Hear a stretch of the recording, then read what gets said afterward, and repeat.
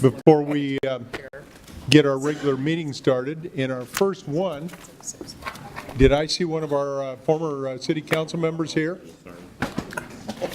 He's hiding. He's busy again. About as much attention as he used to. Yeah. Rough crowd. John, why don't you guys come up? And Chris Coleman, would you come up, please? Thank you, Mayor. We're here today on behalf of the Metro Advisory Council, MAC, and we're very appreciative of the work from the City of Des Moines to have a representative on the Metro Advisory Council. This is a group of all the Metro mayors and council members of a three-county area, and we work on many things that benefit the entire Metro community. So it's very important to have representation there so we can discuss issues, whether it be Airbnbs or massage parlors, whatever it is, so we can do what needs to be done to have a Metro-wide approach to the issue. And so we're very pleased for the support from Des Moines for many, many years in MAC, and Chris has been a leader in MAC during his tenure there, so we appreciate that. So we have a plaque to award him today, and it's a different tack from what the normal plaque is, in that we're showing our appreciation for the city and their contributions as well as the council members. And Kurt Gause will read the plaque. The Metro Advisory Council recognizes and thanks the City of Des Moines for the dedicated service of Councilmember Chris Coleman. Thank you, sir. Thank you.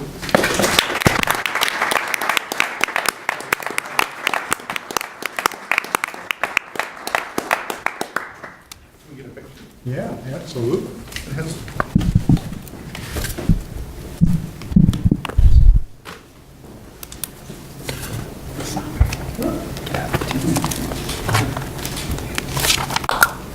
Drea. Yes, just in case. I got to talk to him. No, Andy Spencer should help. Absolutely. Thank you very much. Thank you. Stop down and get some. I might watch it for a minute and try to beer. Thank you very much. Thank you. I'm trying to take care of your seat. How's it feel? It's pretty good. You get a great shot. We have a proclamation, and I'd like to have Cameron Middlebrooks come up at this time. Proclamation is for Black History Month, and Cameron is not only chair of our Civil and Human Rights Commission, but he is also the Des Moines chair of the NAACP. Cameron? As many of you know, Black History Month began as Negro History Week in 1926. Scholar and historian Carter G. Woodson chose the second week in February, as it contained the birthdays of both Frederick Douglass and Abraham Lincoln, to bring awareness to African Americans' role in shaping United States history. President Gerald Ford then decreed Black History Month a national observance in 1976. This annual celebration is a time of pride and gives us the opportunity to reflect on the many accomplishments of African Americans in our country. But today I want to speak briefly about the accomplishments of Black Iowans. 86 years before Brown v. Board of Education, Iowa became the first state in the nation to integrate our schools. In 1868, Alexander Clark Sr.'s daughter, Susan Clark, was denied admission in her neighborhood school of Muscatine because of her race. On behalf of his daughter, Clark pled his case to the Iowa Supreme Court, which held that segregated schools were inherently unequal because the law makes no distinction as to the right of children to attend common schools. This progressive step later led to the U.S. Supreme Court's ruling that racial segregation in public schools is unconstitutional. Des Moines specifically has seen prominence of African American success. In 1918, Gertrude E. Rush was admitted to the Iowa bar, becoming the first African American woman in Iowa to be a lawyer in our state. She earned her law degree from Des Moines University. At the time, blacks were denied admission to the American Bar Association, so she helped to establish the Negro Bar Association, which is now called the National Bar Association, in 1925. This is yet another example of when there is no way, you must create your own way. Finding your way has been a family mantra of mine since we arrived in Iowa. In the late 1800s, my great-great-grandpa, we called him Sarge, moved his family from Charlottesville, Virginia to Buxton, Iowa. Sarge worked for the local coal mining company and raised his young family. Being a former slave, he understood the importance of education and pushed his children to achieve. His son Edward would go on to work his way through college waiting tables until he became the first African American to graduate from the University of Iowa's medical school. Dr. E.A. Carter would return to Buxton, working as an assistant physician and surgeon for the Buxton mining colony. He was said to be one of the best equipped young surgeons, and only one student passed the Bar Association with better marks. These three stories are glowing examples of the contributions of African Americans have brought to this city and this state. Black History Month is a time of celebration, reflection, and forward thinking. We must look to our past, the good and the bad, in order to forge a future that is reflective of the best that is within us all. As we continue to make strides in our country when it comes to race relations, we must continue to celebrate the accomplishments of African Americans, not only during Black History Month, but every day of the year. This history is not unique to the African American experience. It is a portion of our history that binds us all together. Without these experiences, this city and this nation would not be what it is today. We can easily point out our challenges. We can easily point out the challenges that we face. But today I urge us all to look together for the opportunities we have to work together, to band together, and to succeed together. Thank you. Hang on.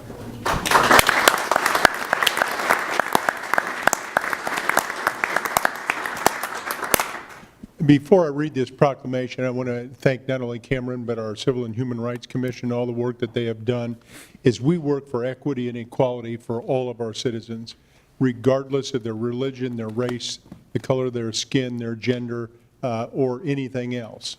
We want everybody to feel they're lifted up. And I know that I have challenged Joshua Barr, who's sitting up here in the front row taking pictures and movies and stuff, so thanks, Joshua, for doing that today. But it's let's not just talk about issues, let's work for solutions. And that's part of what that whole Bridging the Gap work has been about. And I want to thank our Civil and Human Rights Commission for working not only with all of our citizens, but also with the City Council. As we met last year and adopted a number of their suggestions as to how we move forward. And I've got to say that as we think about the future of this city and our young people, and as they move through the school age and into adulthood and hopefully find a great career and an opportunity here in Des Moines, and whether they decide after high school, for instance, to start a career or move on to higher education, we want them all to be prepared, and we want everybody to feel safe. And I think that we have a lot of work to do as a whole community to work together, to look together, to think together. And I'm going to say, Cameron and I met last week and getting some input from some young people.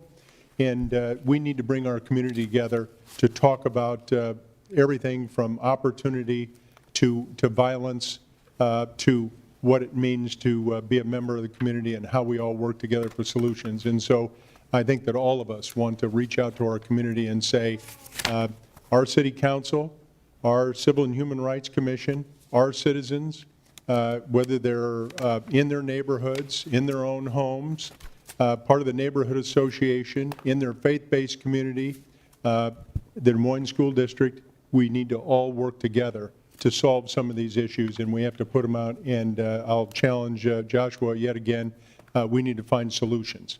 And I think it's all of us together that are going to find solutions. We don't want just conversation, we want to work on solutions. But I think Cameron made a great speech. I don't know how much more you want to hear on this, but I've got a little bit, so I want you to all be patient. So during Black History Month, Des Moines recognizes and celebrates the many achievements and contributions made by African Americans to our economic, cultural, spiritual, and political progress, such as local civil rights, trailblazers, Edna Griffin, and others. And whereas Black History Month started in 1926 as Negro History Week by Carter C. Woodson, and then expanded into Black History Month in 1976. And whereas the first African American arrived in Des Moines in 1843, and by 1880, 672 African American people resided in Polk County, with most living right here in Des Moines.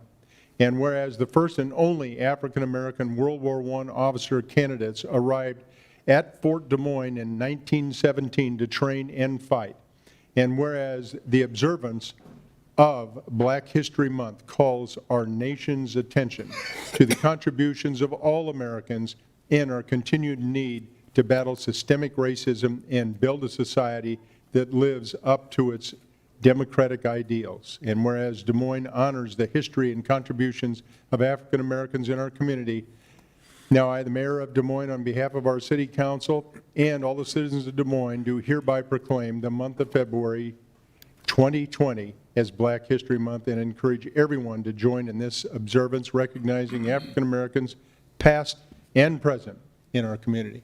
Let's give Cameron a great hand.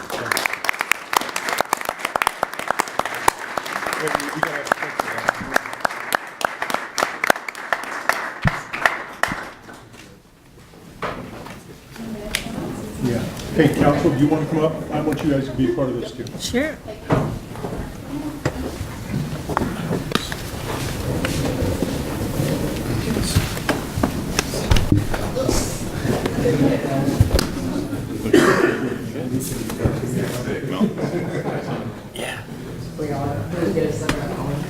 Is everybody in? Let's tighten it up. Tighten it up, everybody.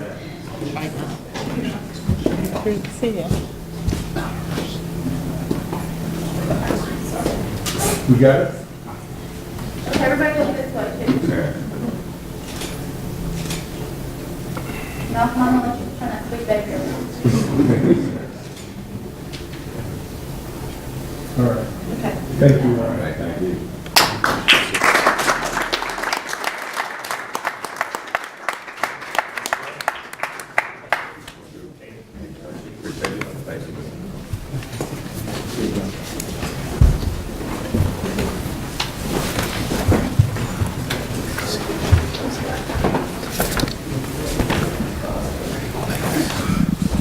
Emily, do you want to come up?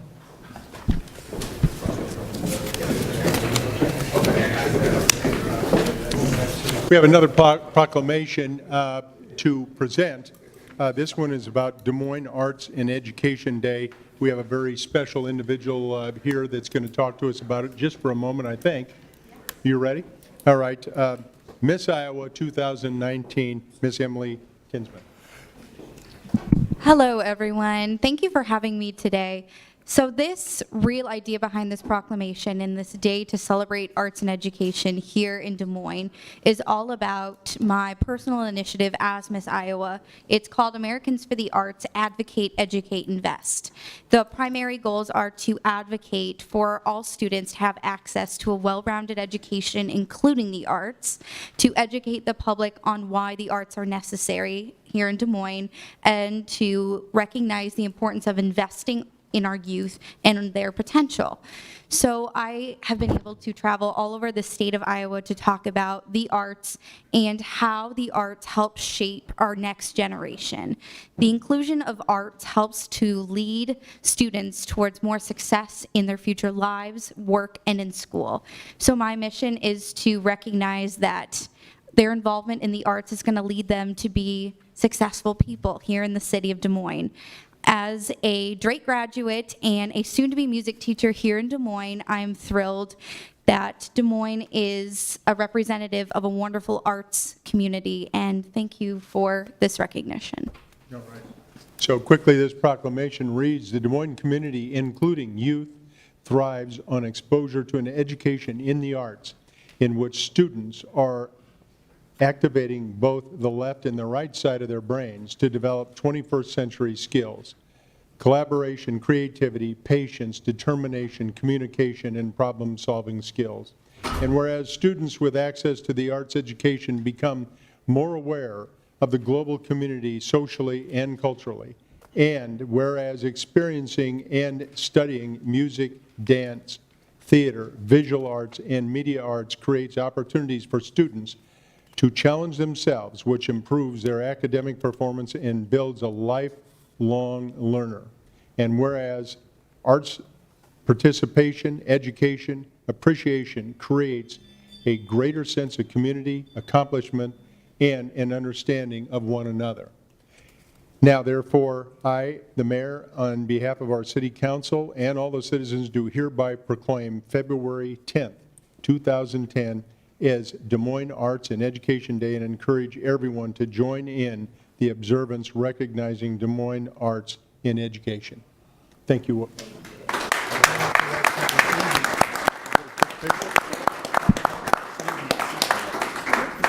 Arts and education. Didn't get a chance to tell them. Awesome, thank you so much. We're going to get started.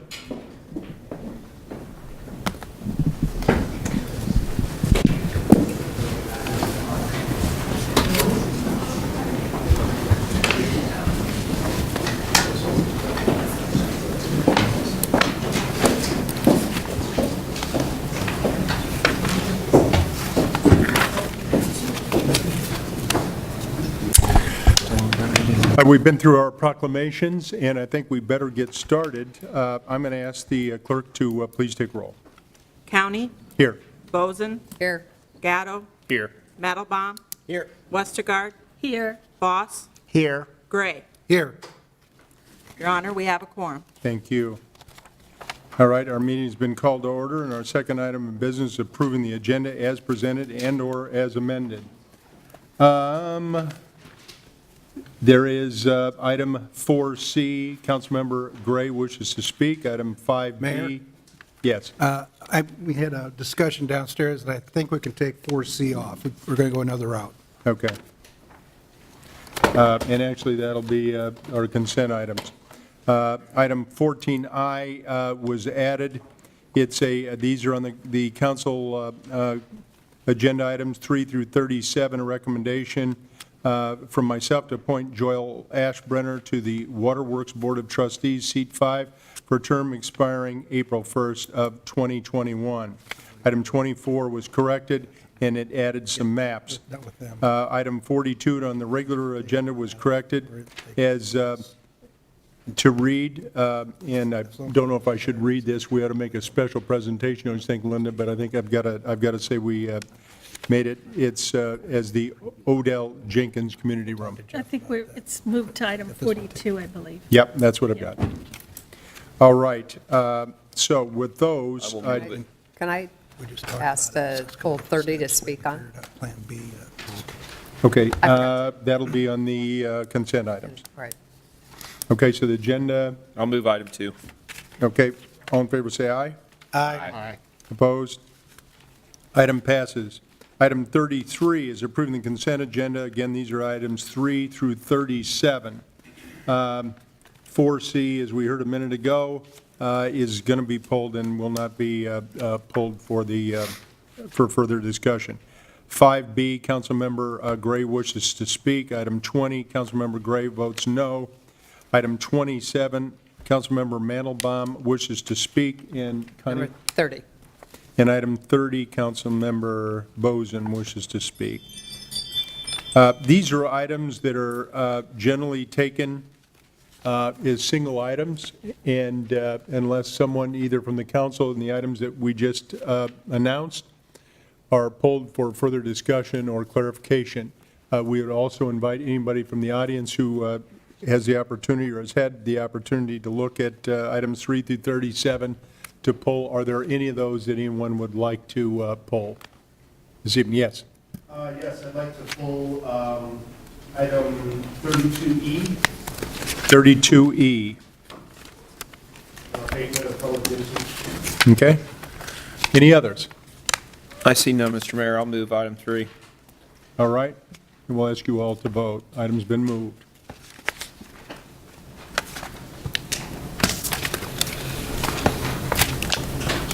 Seven yes, motion carries.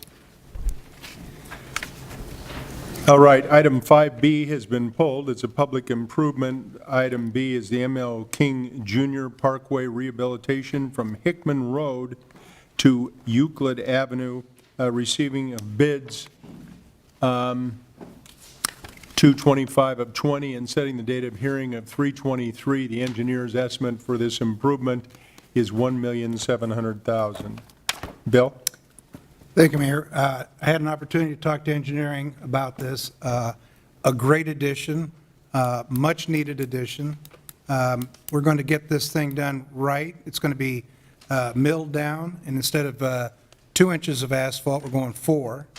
So a lot of the dentists around town are going to lose a lot of business because your fillings will finally stay in your mouth driving down MLK. So we're getting some things done, and Joe, you don't have to be afraid to drive on down there now. We're going to get this thing done this summer. So just a shout out to engineering. Appreciate everything you guys do. So I'll move 5B. All right, item's been moved. 7 yes, motion carries. All right, next one takes us to item 27, which is approving a submission of an application to the Iowa Department of Transportation, IDOT, for Volkswagen Settlement Environmental Mitigation Trust Grant, and in partnership with the National Biodiesel Foundation for Diesel Emissions Reduction Act, DERA, National Grants Program for the City Fleet Vehicle and Equipment Replacements, Council Communication Number 20-051. Councilmember Mandelbaum. Great. Thank you, Mayor. I wanted to speak on this. When I saw this on the agenda, I wanted to make sure we didn't miss an opportunity. And the piece on the agenda was directing the vehicle piece of grants under the Volkswagen settlement, but there's also a category for electric vehicle infrastructure. And I appreciate, since I saw it on the agenda, I've had some conversations with Scott and engineering and Steve and asked some questions about it. And I think as part of this, they will be applying for funding for electric vehicle charging infrastructure at all of the city parking garages. And so I wanted to make sure we were taking care of that opportunity, and it's my understanding that we now will. And I just wanted to move this item and incorporate that understanding that we will also be applying for electric vehicle infrastructure funding as part of this. And so allowing staff to take action consistent with that. I think that's an important step. I think if we actually we get good usage, at least in the City Hall lot. If we add this to our other parking garages, I think that gives us a competitive advantage and is something that we can start advertising, particularly for folks who want to charge their vehicle when they come in and maybe drive into town to see an event or a show at Wells Fargo, as well as if they're at the Civic Center or anything else that might bring them to downtown. We can work with our hotels to advertise that as well. So I think that's a positive step. With that, I'm happy to move item 27. All right. Item 27 has been moved, and I will add to that, Josh, that I fully agree. I just think that we have to take advantage of every opportunity we can as the modes of transportation and the power, the way the vehicles are powered changes. We have to be prepared, and sometimes the infrastructure that needs to be put in place to even have the electricity in the structure to be able to put these charging stations in. It's better that we work on that now rather than rather than have 2 or 3 or 4 or 5 cars in the garage, have 50 that need to be charged. We better be ready to answer that call. So thanks for getting staff to take a look at it. 7 yes, motion carries. Takes us to item 30. Item 30 is supporting the Des Moines Public Schools legislative priorities and authorizing the mayor's acknowledgement of such support. Connie? I just want to thank the mayor and the council for taking this effort. I think we've all talked about how we can work more closely, but this is a direct impact to the city, too, if the schools have to continue cutting, as they've had to do over the last numerous years. The school districts have only been given 1.7 new money, which really doesn't cover all the expenses. So helping support the schools in their effort to get more funding from the state, and also to get an effort to how we address our students of Des Moines, because Des Moines is different than probably any other school district. Weight funding, the same student in outlying area or that doesn't have the poverty issue. So this is to change the funding formula. Also for more preschool opportunities. There's 1,000 students in Des Moines that have no preschool opportunity because they don't have the ability to go all day. You know, there's half-day programs just don't work for many families in Des Moines. and also for weighting of ELL students. There's close to 7,000, if not over 7,000, English language learning students in the Des Moines schools, which I think a lot of people don't know, and to get more weighting to help give the services they need. We have kids coming in that might be 14, 15 years old with no English. So for Des Moines to do the educational opportunities that we want to give, they need better funding, and I think again, schools make a direct impact on how the city goes, and we need to be supportive of that, and I appreciate everybody's effort to help them out in this very critical time. So with that, I will move item number 30.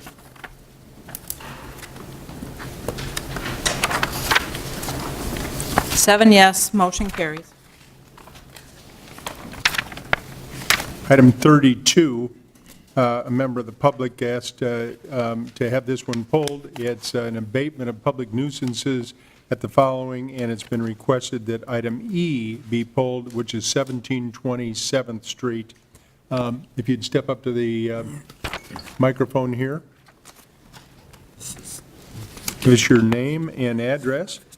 It's Doug Jotsky. I live at 1730 7th Street, 2 houses down. Thank you.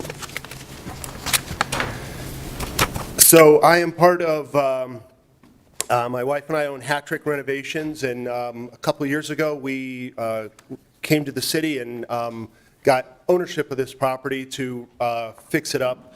One of the things that, so we've got through the end of the year to be working on it. We've done some work on it, and now through the Blitz on Blight, with a completely different department, we've been told, it is now up on for this. So we were very concerned that we've got two different paths headed down the same thing. We are actively working on the project. The plan is to have the exterior worked on this summer. It's a little hard to do those type of work in the winter, especially painting and roof work. So we feel like it should be removed from this. We see a major disconnect between those two groups. One that's saying, yes, you have till the end of the summer, and we're going to discuss it again then, and another one that's putting it up here. We're spending time dealing with these two different departments, talking to each other, and not getting much work done that we need to get done. So that's our biggest concern right now. My wife was in a car accident, which delayed us some, and so she's getting back into it now to get the work done. But having something like this hanging over us while we're trying to do the work to fix it back up and put money into it is very concerning. So. Okay, Doug, thanks for coming down, and I think we're going to note that from here, but I would suggest maybe you get in touch with Sue Ann Donovan. We've been talking. Okay, Yeah, and let's see where we can go with this, and, you know, we know that some of these blighted structures, I mean, we'd have to go through a whole series of other things. I believe in my own mind that there's still a chance for you to complete this and get it taken care of. But I think working with her, and then if she needs to talk to legal or the manager's office, we'll see what we can do. And I think it's, appreciate you coming down and telling us what's going on here. But let's see if we can't move this, this piece to a point where it is inhabitable and in good enough condition and lifts up some of the other properties in the neighborhood. I see that, as you said, you live right down the street, so 1730. So yep, we also own you're another right property. there. You can see it every day. Yeah, and we own another property down the street. We're rehabbing there too. So we're vested in the neighborhood. The type of actions that we're getting are come to us as more of a threats, and if you're pouring your own money into something and you've got a threat of 30 days of fix everything, or we're going to have legal action, it's not like you're going to go put your own money into it anymore. Mm-hmm. So that's the kind of issue that we're dealing with, is we're putting money into these, Right. Well, but the threats are, I appreciate we're what going to you're tear it doing. down. and the opportunity that you've taken. Obviously, you acquired this property either at tax sale or some other opportunity. I don't know how you got it. But How long But- have you owned it? Huh? How long have you owned this property? 2 years. We took the first year where we removed a structure that was attached to the back that was highly unsafe, falling in. We have removed a bunch of the exterior asbestos material to try and get that safe. And then that's when my wife had a car accident with a brain injury and was unable to work for about a year, and she's getting back into it now. So we have done, we're working, and All right. having Well, this hanging and over is let's- a challenge. I think what we want to see for sure is a path and a plan on the progress. And if you would present that with Sue Ann, I'll get in touch with her, and I'm sure the manager will as well. And let's see what we're doing. And we trust that everything is better, and you can get all these other houses, because we would hate to see any of the rest of them show up on this agenda for abatement as well. So let's move forward, and let's see what we can do to help you out. Okay, I just want to make sure that the departments are talking, because right now they don't seem to be. Okay? Okay. And so we'll refer this particular one to you and to Sue Ann, and let's see what we can do. And To proceed. other than that, if somebody will move to receive and file his comments, I'll move to receive and file the comments. and we appreciate your coming down and bringing this to our attention. Thank you. Yep. Mr. Mayor, Move to what? It needs to be moved to abate. We need to move to continue the item if you want to give him I some would more continue time. until we get a plan. Or I we think can just Bill move wanted to say accept something. yeah. I've been involved in this for probably longer than I need to, but we want to make sure that we don't end up down a dead road. I think even having going forward on this, I've talked with Sue Ann, I've talked with community development. I think the doors are still open. Make no mistake about it.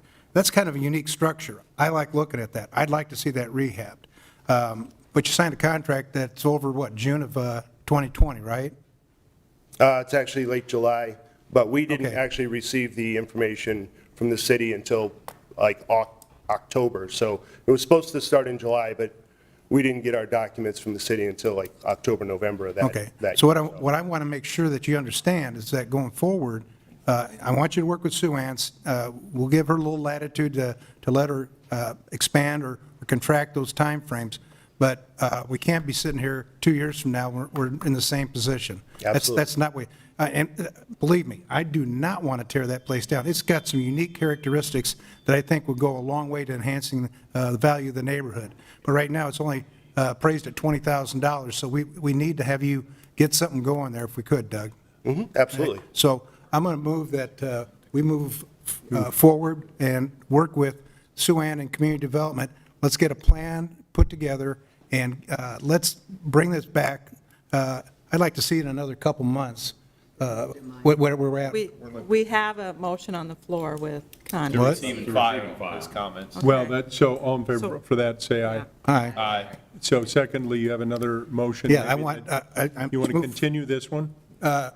would that, Well, just to be clear, I mean, there's a couple different opportunities that council has here. If this has been an ongoing issue and there's a disagreement about the time, then maybe it makes sense to give Sue Ann another run at it.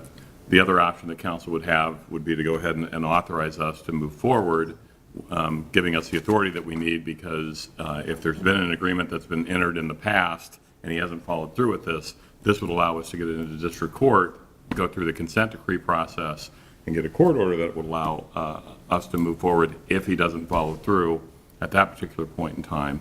On the other hand, if, I mean, that's up to council how they want to proceed, but on the other hand, if you're comfortable giving him another couple of months without the court process, and I see Sue Ann shaking her head no. no, when I said a couple months, that's not a continuance. I want to go forward with the process that's laid out here, have you and Sue Ann work together, Then and move come it. back. Huh? Then I think you got to move it. That's what I'm going to do.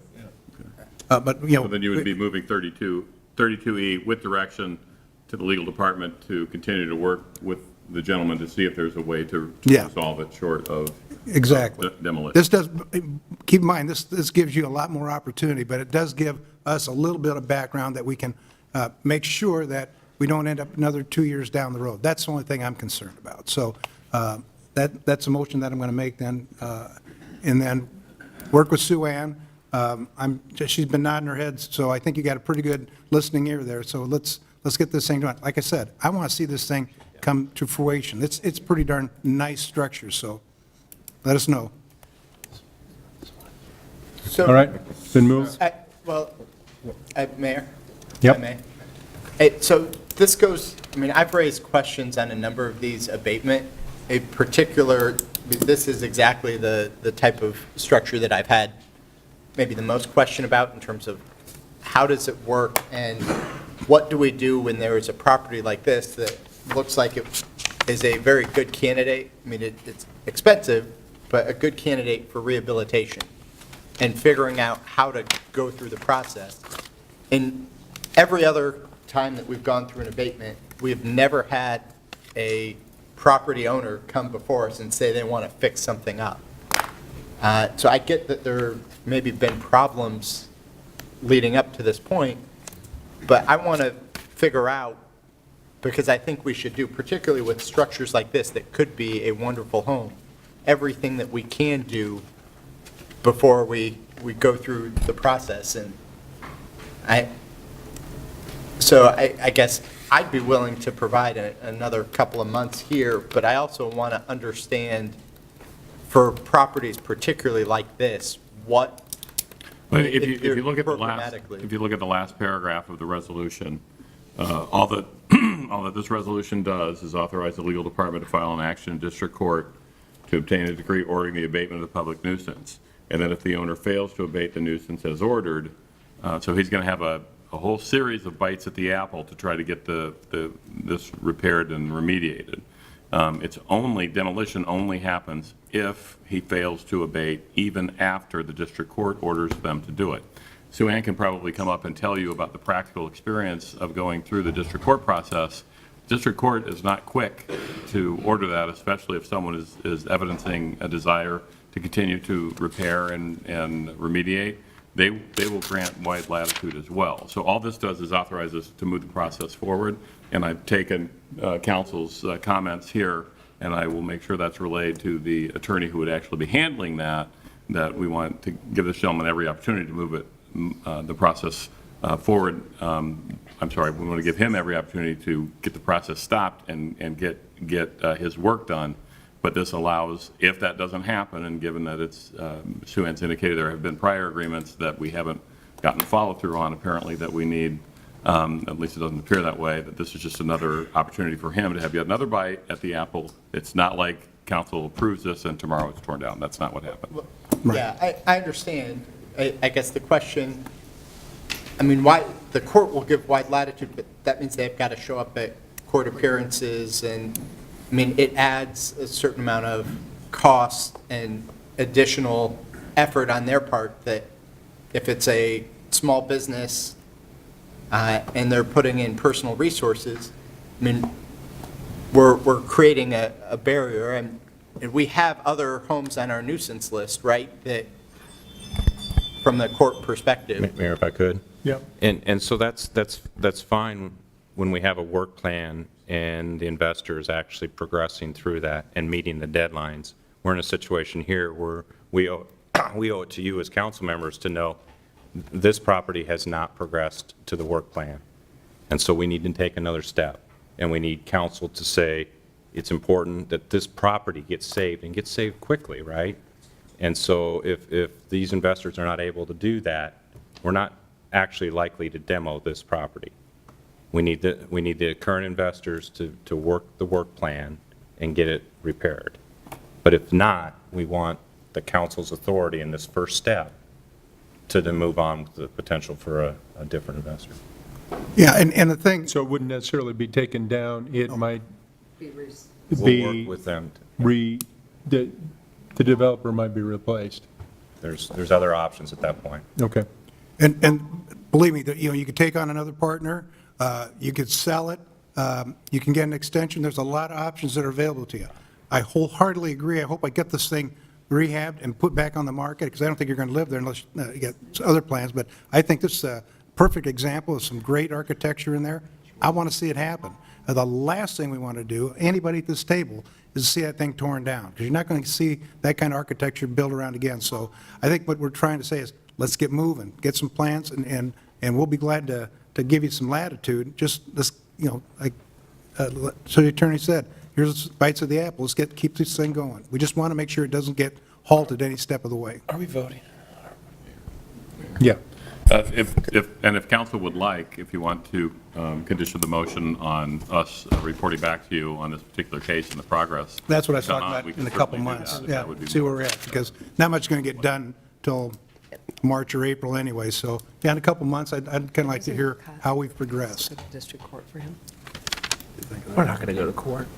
If he does what he's supposed to do, nobody's going to court. He's gonna get his house fixed up. Plan will be, I was just going to say, once we file this, it goes to, do we go through the timeline and then it goes to district court? I just want clarity again, sorry.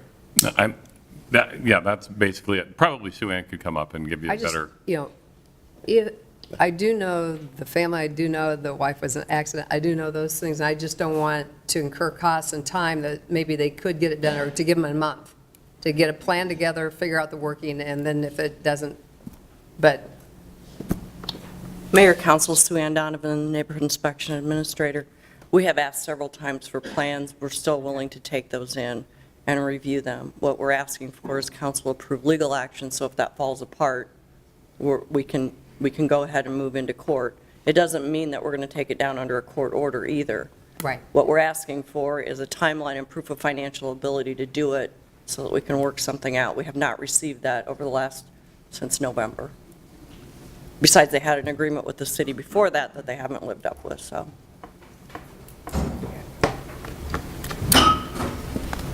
you want me to repeat that motion, or do we No. understand? Got it? All right. if they haven't.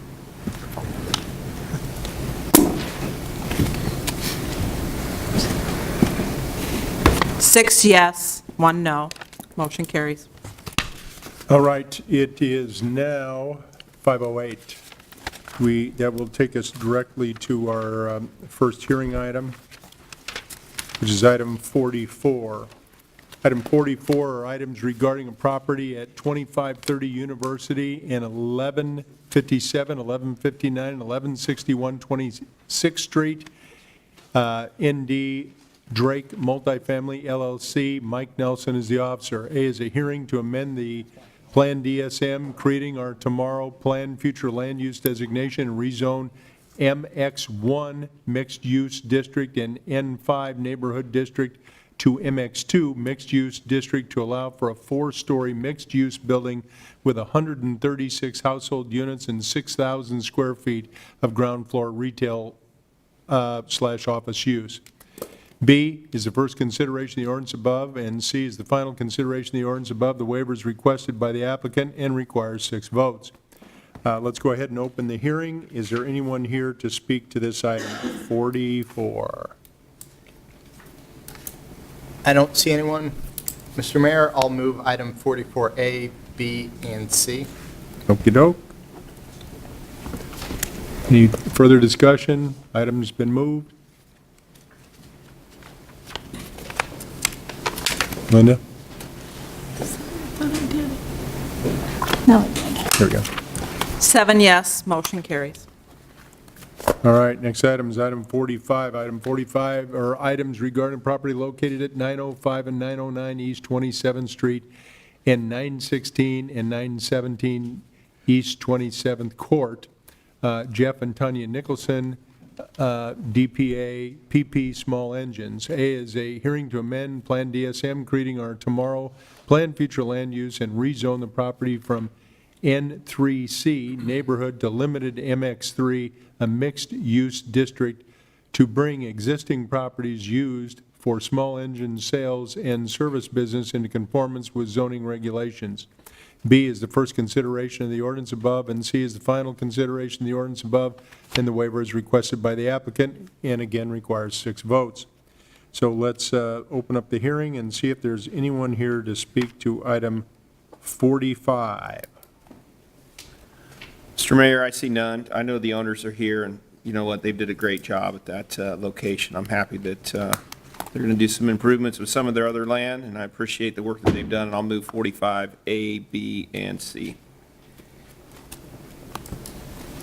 Okay, any further discussion? And seeing no one here to speak on it, thanks for the motion. 7 yes, motion carries. Item 46 is on a request from Lucky Gal 1, Inc., Chris Brusener, officer, to rezone 3401 Southwest 9th from RX1 Mixed Use District to Limited MX1 Mixed Use District to allow the use of the building for an amusement arcade, sports recreation, private participant indoor use. A, first consideration of the ordinance above. B is the final consideration of the ordinance. The waiver is requested by the applicant and requires 6 votes. Let's open up the hearing on the request of Lucky Gal. Anyone here to speak to this? Right. So, I see none, Mr. Mayor. I'll move 46 and 46A and B. I want to note, I talked with both the applicant and a number of neighbors about this.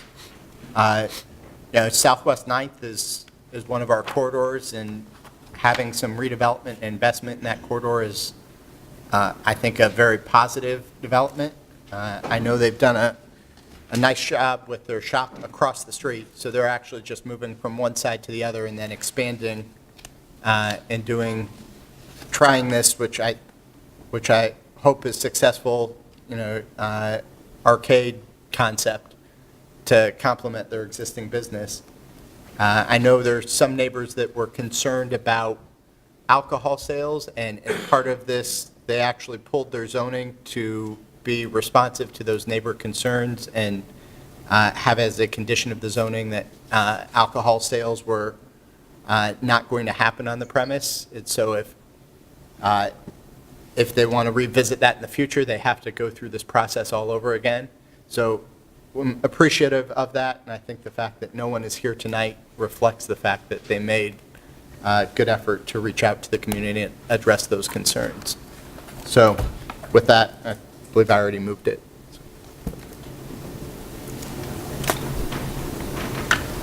Oops, sorry. Sorry. 7 yes, motion carries. Next item is 47. Item 47 is on proposed amendments to the approved zoning ordinance in Chapter 134 of the City Code relating to nonconforming uses, separation distance requirements for eating and drinking places, bars, uses in MX2 mixed-use district, and regarding proposed amendments to the approved zoning map relating to portions of legacy PUD districts that are erroneously shown as flood districts. A is the first consideration of the ordinance regarding amendments to sections 134-7.1.4 and 134-7.2.5 and Table 134-3.1-2 relating to repairs and maintenance and damage of or destruction of nonconforming one household or two household uses and to separation requirements for bar uses. B is the first consideration of the ordinance regarding the amendments to the official zoning map. All right, let's open the hearing. This is item 47. Anyone here to speak to this item? Mr. Manager. Mayor, if I could, I'd like to also request from the city manager that you would consider waiving second and third for both A and B. We do have a landowner with an application in that would have to wait until the third reading is complete. I'll move 47A, B, and waive the second and third readings.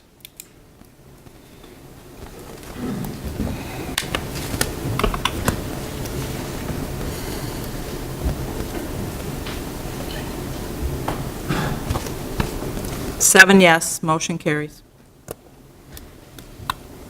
Next item is item 48, establishing the total maximum property tax dollars certified for levy for the fiscal year ending June 30, 2021. It requires 5 votes for passage.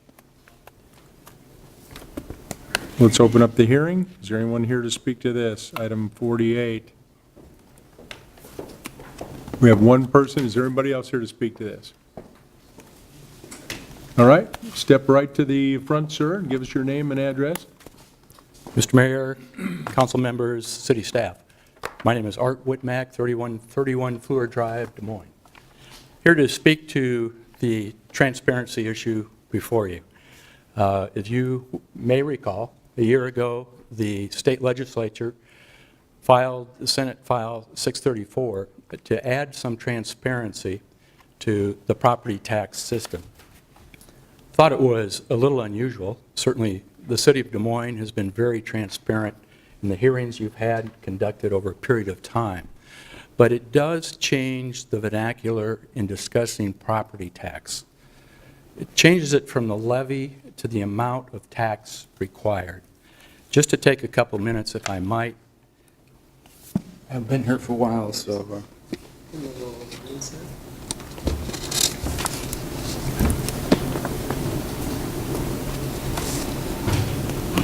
We certainly appreciated the city manager's presentation at our Tacky in the Tavern. The city manager did a marvelous job of trying to identify and educate us as taxpayers on the issues you face in putting together a budget.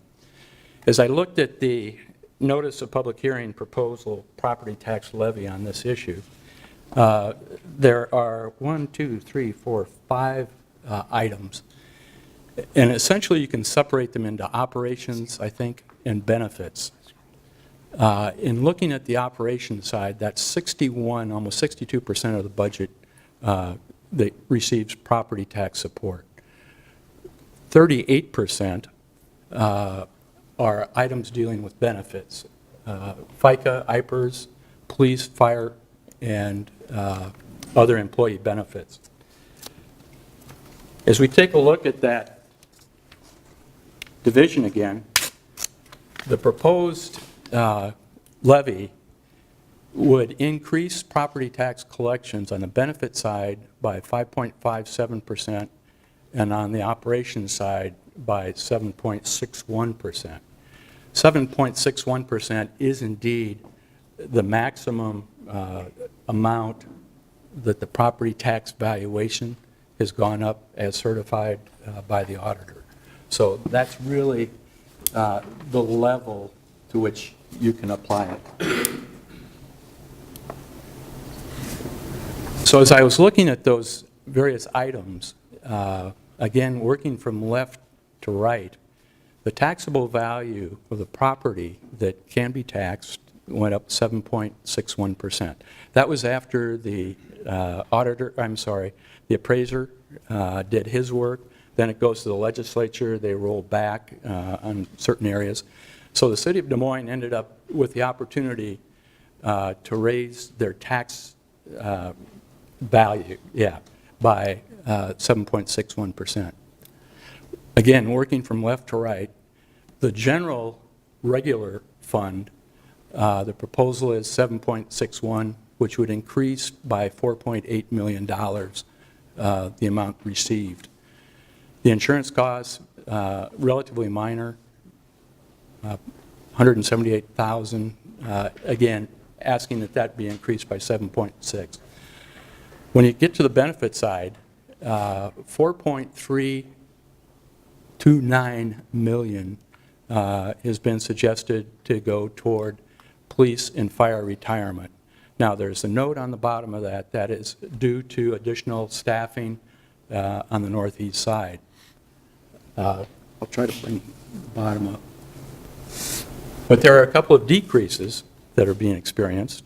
One is in FICA and IPERS, a savings of 15% over the past year. Other employee benefits to be reduced by 4.63%. So that in all, the recommendation here is that property tax collections would increase by 6.82% or $7 million.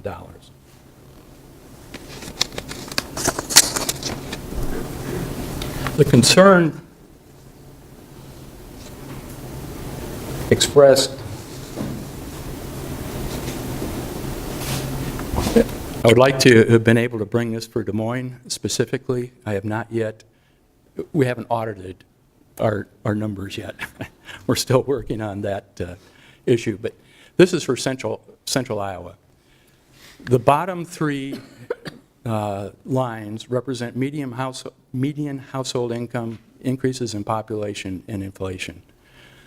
The increases in the state general fund are shown in the blue, and total property tax revenue actually collected has gone up, as you can see, substantially faster than any of the other measures. Our concern is to get the dialogue from the levy to property taxes. At this point, do I sit down? No. Art, what do you anticipate, how much more time you gonna need? 2 minutes. All right, everybody okay, 2 minutes? Thank you. Go ahead.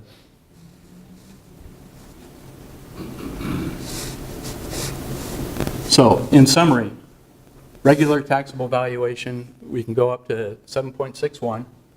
The tax levy proposed, currently 13.67. The proposed is max of 13.57, reduction of 10 cents, 0.7% decrease. That's not right.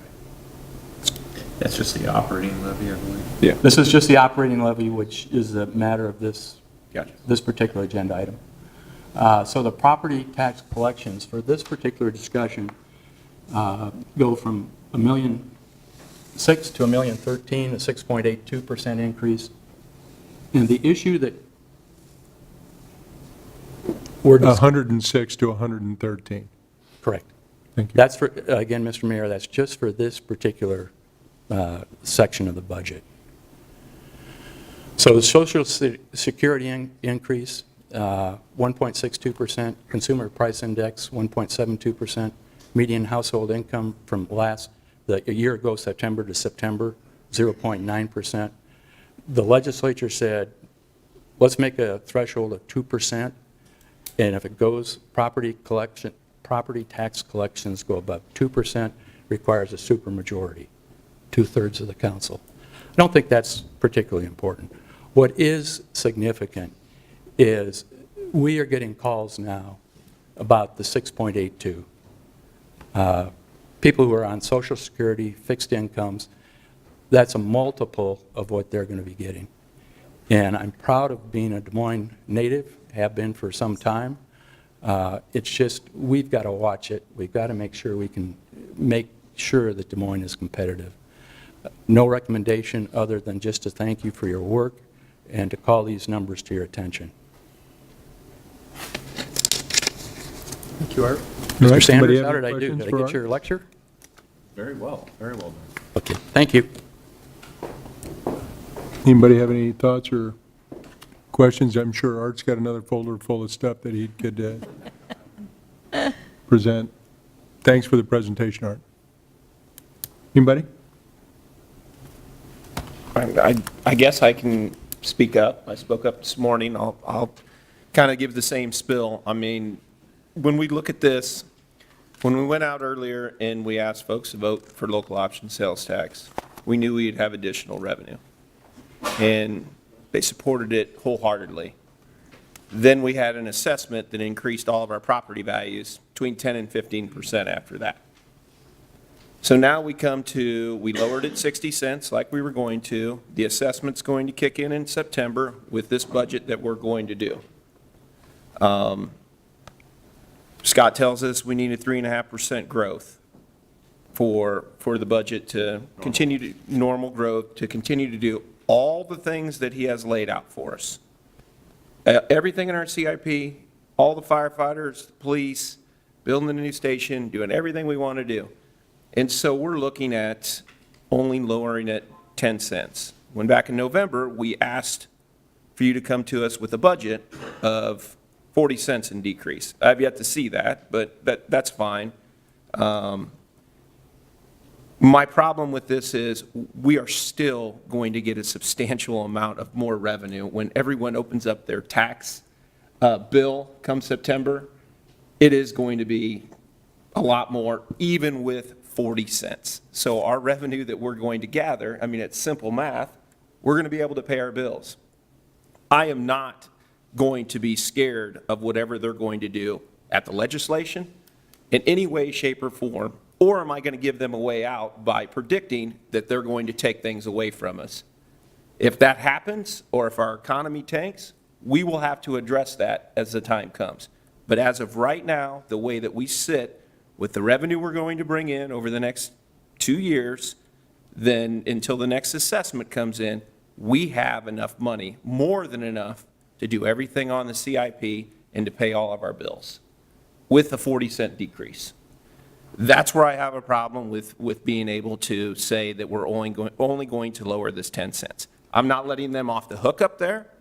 I'm not going to say that, hey, we anticipate you taking away other funding sources from us. That, to me, is the wrong strategy to take.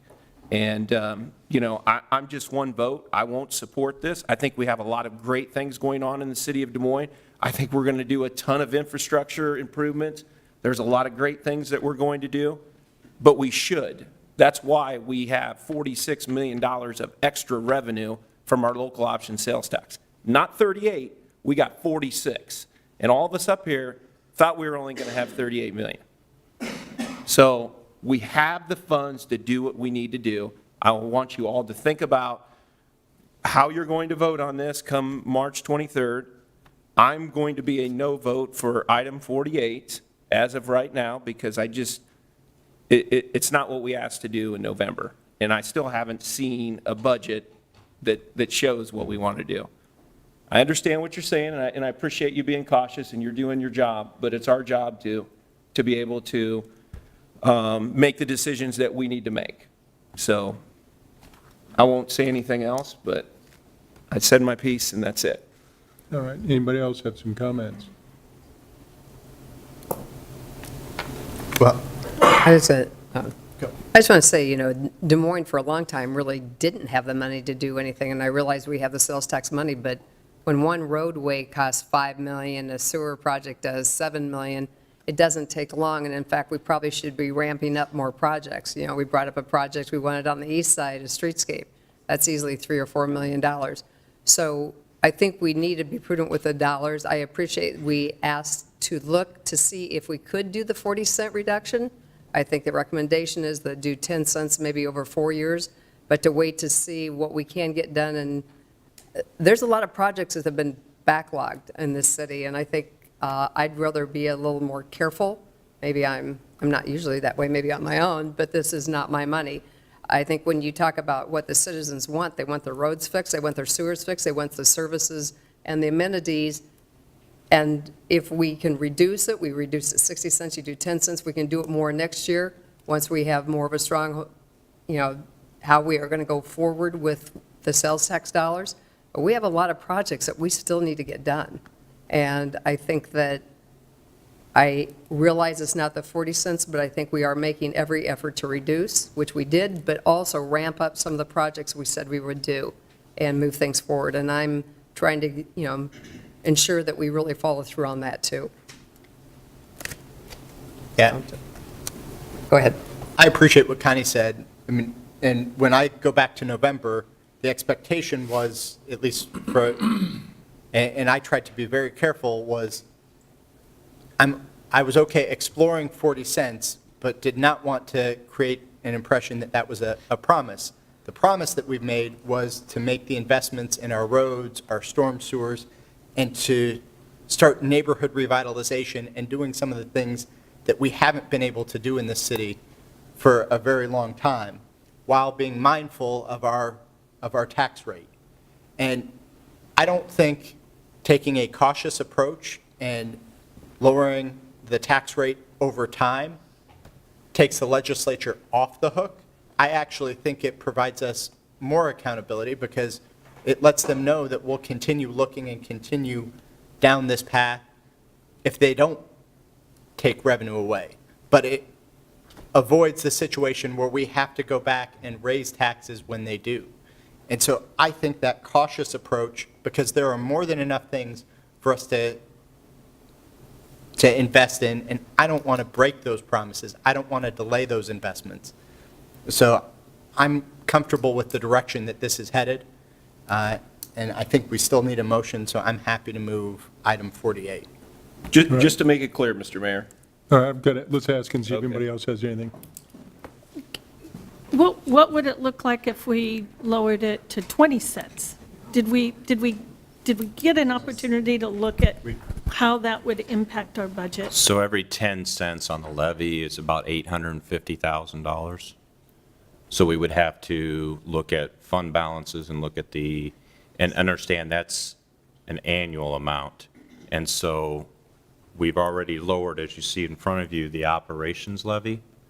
We would have to make $850,000 worth of cuts in the operation budget, or about 10 times that amount on the capital side, for which we borrow.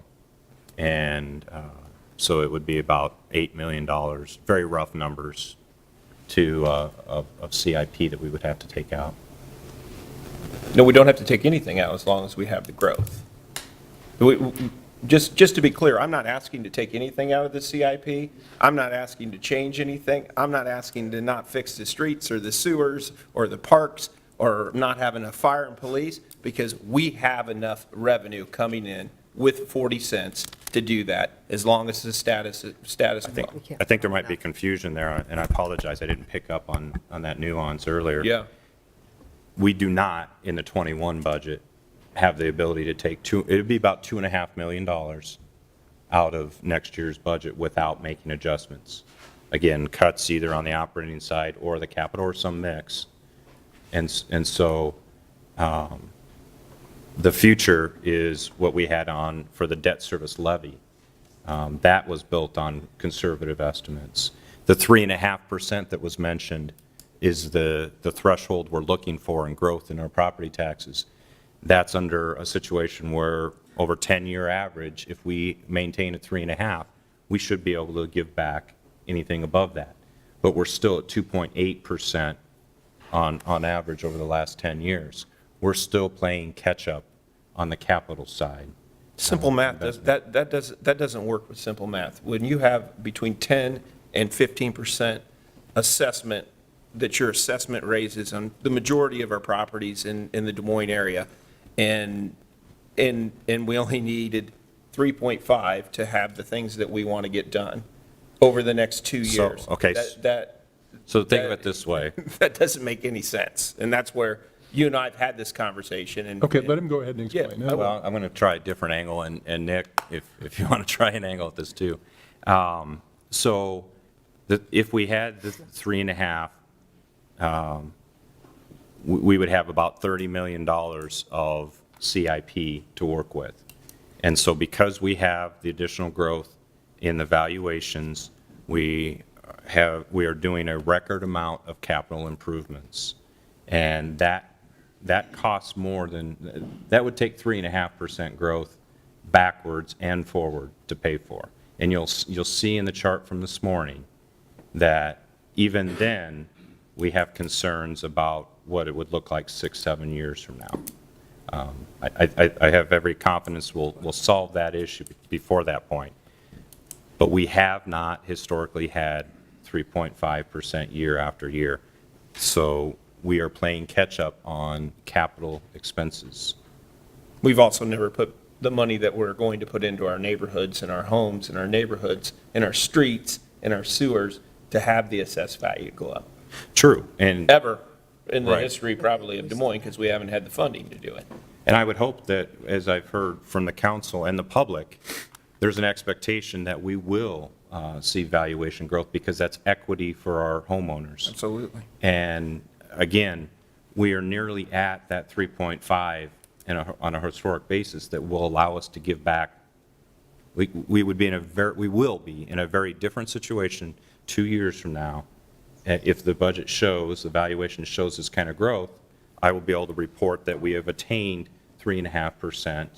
We can now start giving back even more of the tax funds. We are Let me just not there also yet. just make clear, and maybe you could clarify, Scott, this vote tonight is not the final vote on the budget. This is Correct. setting the cap. We can On the always levy. go This is down, as right? high as we can go. We could take it down. Is that correct? That's correct. Right. Okay, Bill. Yeah, I think we all got this letter in our package. And it kind of hits close to home because this lady lives in the Merle neighborhood, and one of my sons lives directly across the street from her. So she brings up some good points. You know, she's 65, fixed income, and taxes are going up. Now, probably not the same kind of a comparison, but she compares the house that she's got down in Arizona, which has half of it, but they have half the services too. So but, it does kind of make sense to me that, you know, I'm on a fixed income, kind of. And, you know, when you start to have your taxes go up through assessment, it does kind of put you in a bad light. One thing that I kind of listen to is the Merle neighborhood. And Scott and I have talked about this. The Merle corridor is one of my big priorities in the next coming years. So I'm kind of caught on the fence here. But and I got another brother that will strangle me if we lower it and then come back and raise it again, because his first words out of his mouth are, "Aha, I knew you guys were lying. I knew it." That's how he usually answers every question we come. But I like a little bit of Joe's argument, so I won't know where I'm going to end up till I push the button, but I'm concerned on both sides. This is the maximum. Yeah. And again, the final vote on this is the 23rd of March. Right.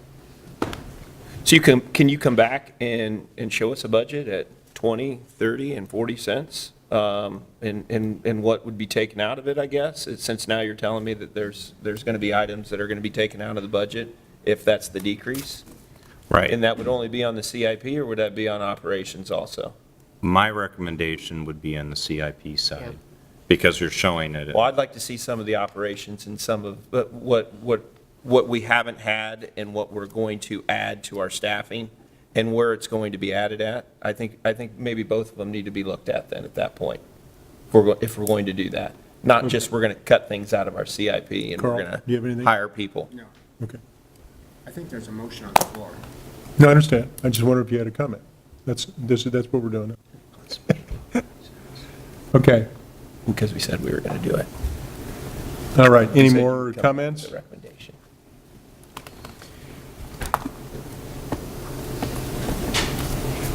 So one of the, because this is not the final vote on this, Scott, it would be interesting to see some of those estimates with a 20, with a 30, and whatever. Because I understand, I think you've made a good argument, and I'd like to see that, and so for that, for sure, I'm going to vote to move it forward, but I am concerned. I did suggest the 40 originally, and you've made a pretty good case, but I'm a little uncomfortable with the 10, to be honest with you. But let's show us what happens, and I think that we all need to see what the consequences are of those actions. So I'm going to vote for it today to set the ceiling.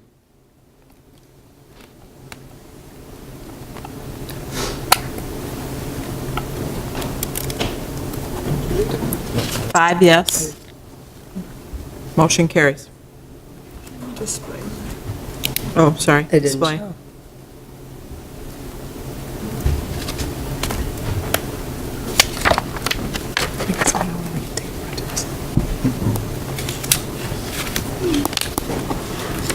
Item 49 is on the 3226 University Avenue HVAC replacement. A resolution approving the plan, specifications, form of contract, documents, engineer's estimate, and designating the lowest responsible bidder as the Central Iowa Mechanical Company, Larry D. Good, Jr., President, $441,000 even. Council Communication Number 20-056. A is approving the contract and bond and permission to sublet. Is this property where the parks used to be? Yeah. And then the school district and park? Impact is leasing. Okay. All right. Hearing's open. Is there anyone here to speak to this item? Seeing none, Mr. Mayor, I'll move item 49, 49A.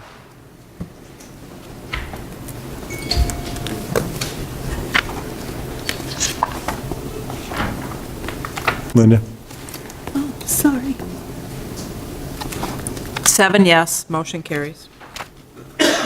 Item 50. Item 50 is on the Bell Avenue reconstruction from South Union Street to Southwest 9th. A resolution approving the plan specifications, form of contract documents, engineer's estimate, and designating the lowest responsible bidder as OMG Midwest, Inc., doing business as Des Moines Asphalt and Paving. Kevin Bragg is the president, $1,426,655.20. Council communication number 20-053 is approving the contract and the bond and permission to sublet. Let's open the hearing. Is there anyone here to speak to item 50, the Bell Avenue reconstruction? 9 blocks for $1 million. Anyone? Mr. Mayor, I'll Yep. move 50 and 50A. All right. Maybe one of the worst streets in the city. Cut out for 20 cents. So what is that, 9 blocks you said for $1 million? 7 yes, Well, motion did you get it carries. completely tore it out because it never got fixed before? Just wanted to point out the cost. I know what you're pointing out. Item 51 is on Weeks Middle School Park improvements, resolution approving the plan specifications, form of contract documents, and engineer's estimate, designating the lowest responsible bidder as GTG Construction LLC. Tracy D. Grasso is the owner and managing partner, $691,424.55.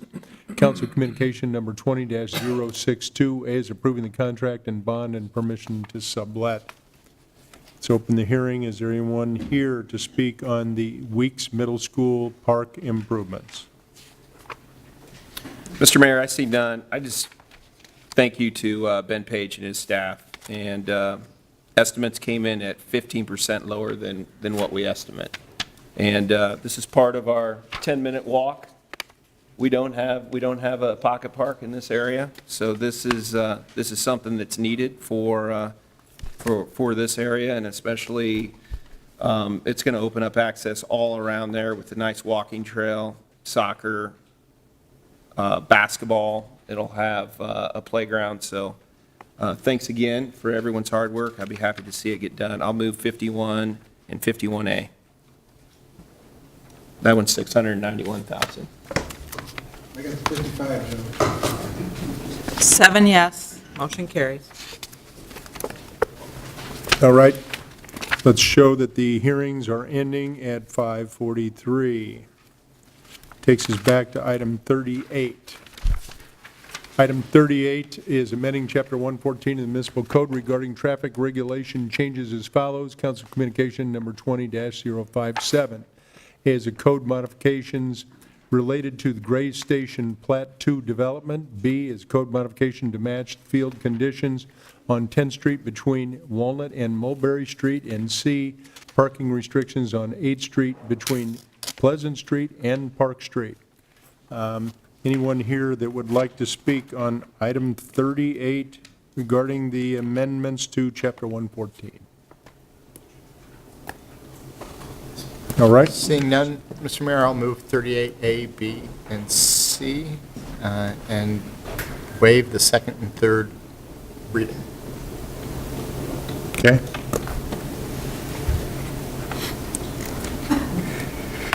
Seven yes, motion carries. Takes us to item 39. Item 39 is amending section 38-84.01 relating to administrative penalties for false fire alarms. A is the final consideration of the ordinance above. The waiver is requested by the fire chief and requires 6 votes. Anybody in the audience like to speak about fire alarms and penalties for false alarms? I see none. I'll move 39, 39A.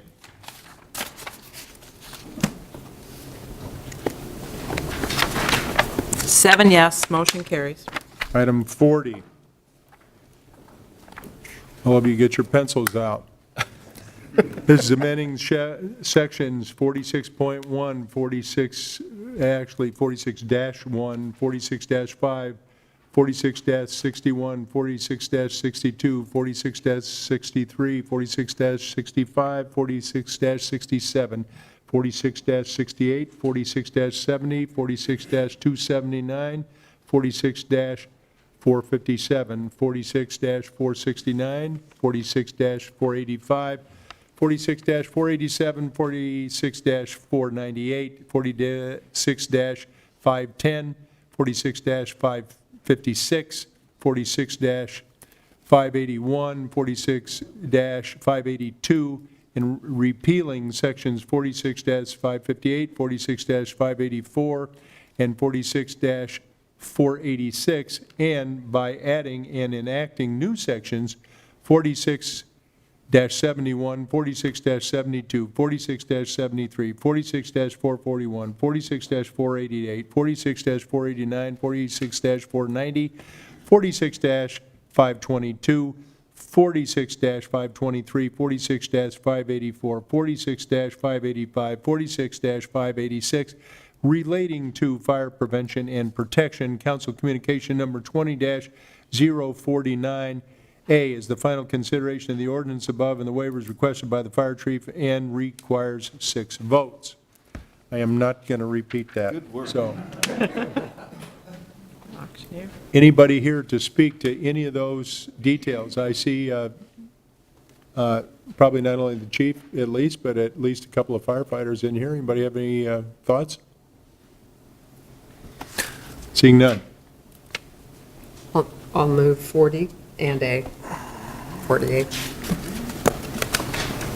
40 and 48 has been moved. 7 yes, motion carries.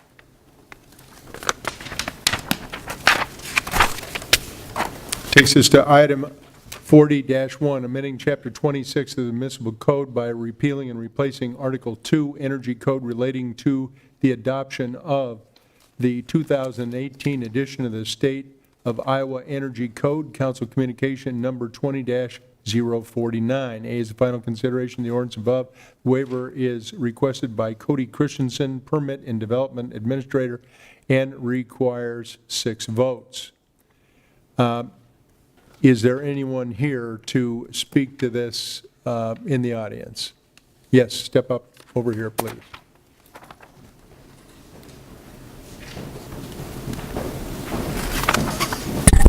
Good evening, everybody. I'm Dan Warfel, 2336 Farwell.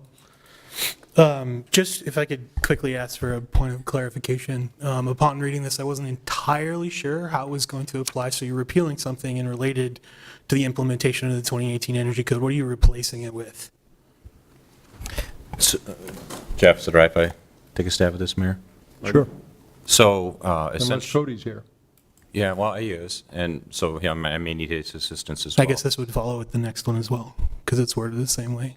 We can get to that in a second. So for the energy code, we had specified the 2015 code previously, and this will make it consistent with what the state code has, and so they are currently on the 2012 code. Okay. All right, and I can ask the question again on item 41 if that's consistent with the order of things, but I guess my consideration, the consideration of the task force, the sustainability task force that's here today, is to, I know that we've had this conversation today, we're often at the whims of the state administration and legislature. It seems like they're in the process of considering the 2018 energy code and building code this year, and we've had some contacts who have heard that from legislators, and so maybe before repealing it, we could consider waiting until the legislature takes its action this year. And that's kind of what the task force is looking forward to, in the spirit of already operating under the 2015 code for, I think, 3 years, and keeping consistent with our sustainability goals and keeping an eye on the state legislature. We would hope that we could keep the code as it is, at least until we hear otherwise from the state.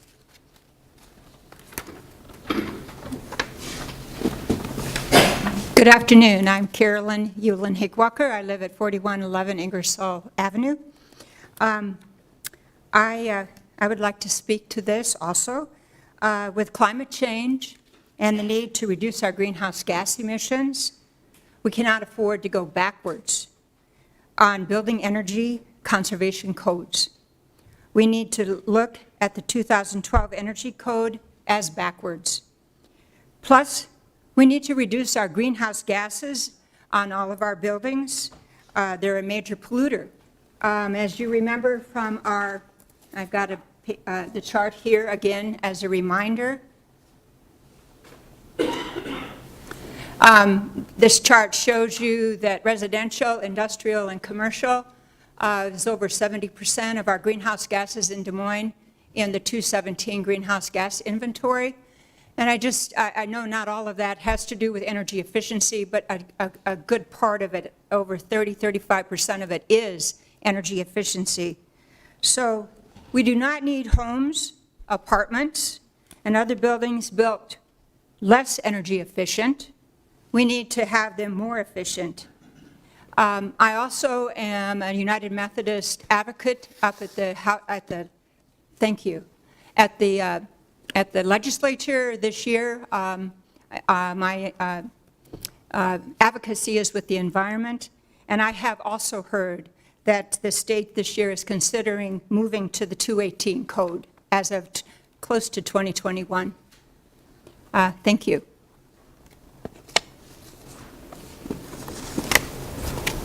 Good evening, Mayor, Council. Kent Newman. I live at 409 East Holcomb Avenue. I also serve on the Des Moines Citizen Sustainability Task Force. And I'll remind the Council that you have a greenhouse gas reduction goal of 28% by 2025 and not yet a complete climate action plan. My concern is primarily on the energy code as it applies to commercial construction. That is, as the chart just showed, 35% of the greenhouse gas emissions in Des Moines come from commercial energy production. So rolling back to the 2012 International Energy Conservation Code is definitely a step backwards. I'd like to ask why you're doing this when you're really, we so far have been on track to really become a more progressive city, a world-class city.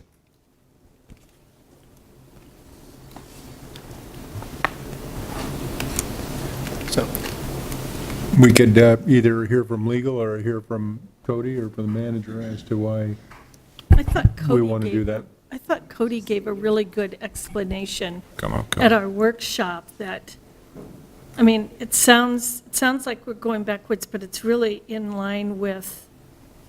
The metro area has Yeah. made the recommendation, Yeah. and there's timing issues when we're not aligned completely with the state, but I'll let. Mayor and members of council, I'm Cody Christensen, Permit Development Administrator.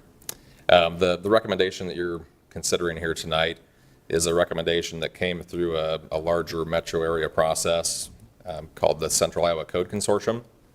It's a group of 18 communities in the Des Moines metro area that participated along with industry and government representatives to review the codes, the construction codes, and make a recommendation for a set of codes to adopt for any community that was willing to participate.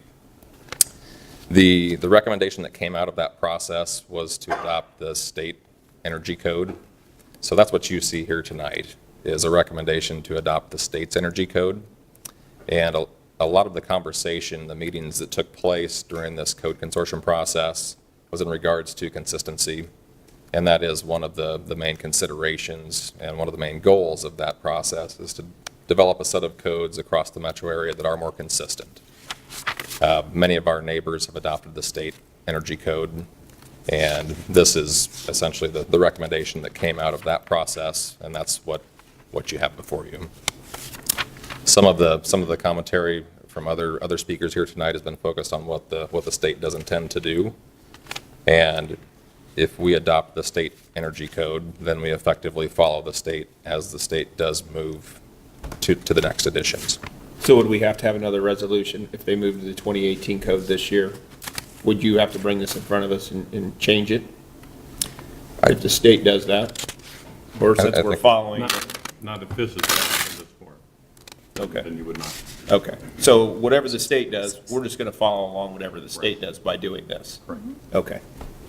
And the metro area, based on the conversations. Right. So we're actually doing what he asked us. Well, Really, I mean, we're going to follow what the state does, and if they change it, then we change along with them. So No, go ahead. I mean, I'm not in favor of moving backwards. If the state takes action, I'm all for joining the state. And in fact, I think what I would like to do is I'd like to make a motion to table this until the state adopts the 2018 Building Energy Code. I think we've made steps and we are working towards a comprehensive climate action plan. Rolling back our energy code is not consistent with tackling climate change and taking the steps that we can take as a city. I understand that others in the community did not follow our lead in adopting the 2015 code, but I wish they had. I think it would have advanced our overall metro efforts to address climate change. And so, as a piece of this, I'm happy to keep having conversations about this. I'm happy to get in line with the state code, but not until the state code takes a step forward and is better than the code that we currently have. So that's my motion, is to table this until the 2018 code is adopted. Cody, how does this negatively impact us if we change it? Because my understanding from the workshop is that it wasn't really going to make us less energy efficient. Is that? I think I could end up going down a rabbit hole if I started looking at Okay. what negatively impacts us. Okay. What we were tasked with doing is participating in the code consortium process and then bringing that recommendation through the city's processes. And so that's what's here before you tonight. Because we've directed staff for. Okay, then we got Connie with her hand up here. I appreciate trying to be uniform, but in this case, I think we should be not uniform, because I think this is a pretty serious topic, and we should be doing the reverse. And hopefully they will do something in 2018, which is still probably a little bit behind. But, so I don't really want to roll back. I would rather stick with the 2015. If we have to come back and then adopt the state at that point, I think we're sending a totally wrong message to everybody that's involved in the climate action, all the work we're trying to do, and I think it's a wrong, I think the rest of the people in this instance, they could adopt something a little more forward than they have. And I appreciate what we tasked you to do, because there's a lot of other things besides just this component, right, to all the different regulations from the state, but the state's way far behind on this. And so I am not supportive to roll it back when I think we can leave it at 2015. We should be adopting 2018. But. Anybody down here? Sure, I'm not keen on 40I, and I would prefer either to vote this down or to table it. If tabling it makes sense through the end of the legislature, I'm fine with that. But I think it sends the wrong message if we roll back this code. Mayor, if I could. Chapter 26, as it is, so. Scott? So we have not talked yet about the risk of the conversation that the state code, there's not clarity legally if we can be at a code more advanced and more progressive than the state. That was also a concern that was brought up in an earlier work session. Well, Yeah. And so if I'm hearing that politically you want to push that hard in the sense of going to a more progressive code, or at least leaving it at 2015 for now, then I would highly suggest we ask legal to get more clarity as to whether or not we can do that. In talking with the Attorney General's office or whatever legal options we have. We've done it for 3 years. Without that clarity. Without that clarity. And so we need to correct that. We need to either have the clarity that we're comfortable in being able to be more advanced than the state's code, or then relook at this as maybe we don't have an option other than to get in conformance with the state code. So does this open us up for a lawsuit? Is that what you're trying to say, or no? In this world, anything does, right? But my point would be you remove risk by simply saying we'll stay on the state codes. If you don't do this and you stay at 2015, we would still have risk. So let me ask you this in a different way, I guess, because I need a little clarity now. So if I was to build something and I want to and I said, I'm going to use the materials that's in the state code, and Cody comes to me and says, no, we have the 2015 code, you've got to upgrade to this. Legally, do I have to do the 2015 code, or or can I do the 2012 code? And maybe you can't answer it, but our legal department probably can. How long have we had the 2015 in place? 3 years. So it's already been, so anybody that's building in the last 3 years has had to meet that code? Yeah, we went through the last adoption process in 2017. Okay. And so it really doesn't make that big of a difference, does it? I mean, what are we changing? Other than we're making folks upset because we're going back. Are we changing anything really substantial? From 2015 to 2012? Yeah. You know. There are differences between the codes. It depends on how you look at them. You could pick out pieces of the 2015 that are different and more restrictive than the 2012. For instance, which we've been operating on for the last 3 years, right? That's what you just said. We've been enforcing it. And if you look at, other things you can do is you can look at reports from the Department of Energy. And every time there's an energy code that's published, they do an analysis and say what the difference in energy efficiency is. I believe the overall difference the Department of Energy has rolled out. You're talking about the U.S. Department of Energy? Yeah. Who's in charge of that now? I mean, I don't even know. I mean, every seat seems to, get hot, and then somebody else goes away. I mean, it's just, wow. But let me make just a thought here, and I know since I've taken this seat that I've been accused of being an environmentalist and a tree hugger and everything else. But I got to tell you, it really, for me, as we pushed through the former mayor's task force, energy, for the city to be looking at a very high level and a high standard of performance for our buildings, because we wanted to lead by example and show what could happen or should happen in buildings that are 100 years old, or even new construction we have, and or a reconstruction like the Franklin Library. We pushed for that to be something more, and had a couple, 3 years worth of discussions with the foundation board and everybody else, but it ended up being a LEED Platinum building, and their energy use is way better, the environment is better, and it is a very popular library, and people use it. Through some of the efforts that we have passed ultimately through this council, we were the state leader and one of the national and international leaders on looking at the future of how we use energy and what we should be. And I'm not saying that the state is looking to not be a leader. I'm just saying that I don't know that we want to go back to what they're doing. I think we want to continue to be a leader and show that we are, and show the benefits that happen in buildings, in our reputation, in the environment, and show that buildings that are built to this higher standard perform better, not only today, but for the life of those buildings.